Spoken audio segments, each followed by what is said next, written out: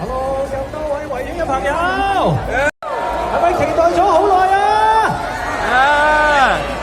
聽唔聽到鼓聲由遠至近？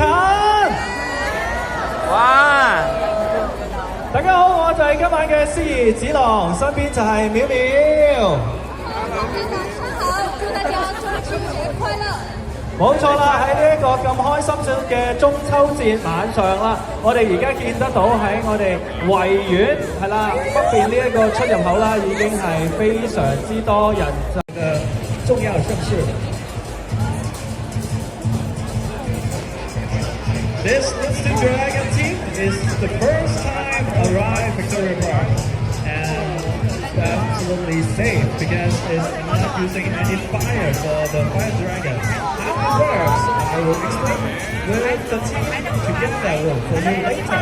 So please be patient because they are going to have a little performance before the room fire dragon.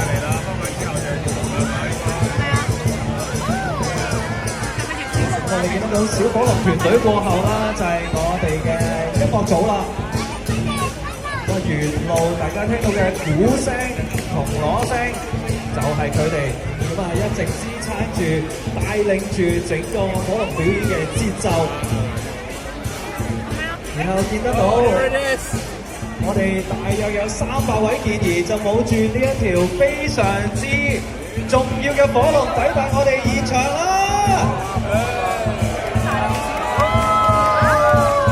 我哋4個嗨，為佢哋加加油打打氣，可以嗎？大家看到嗎？我們的火龍已經來到現場了。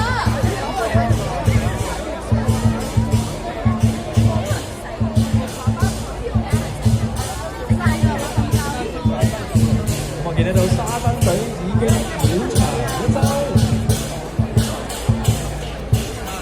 我哋都將我哋嗰個巨型嘅沙燈牌帶到嚟啦，我哋儀式台前面。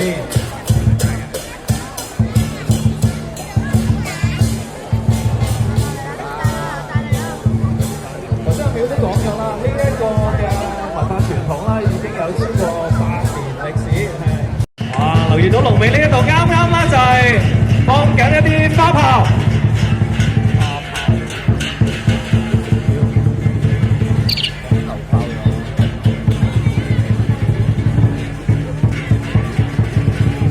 咁啊，經過咗幾眼沙燈啦，我哋嘅火龍團隊啦，好快就會試出另一個陣式。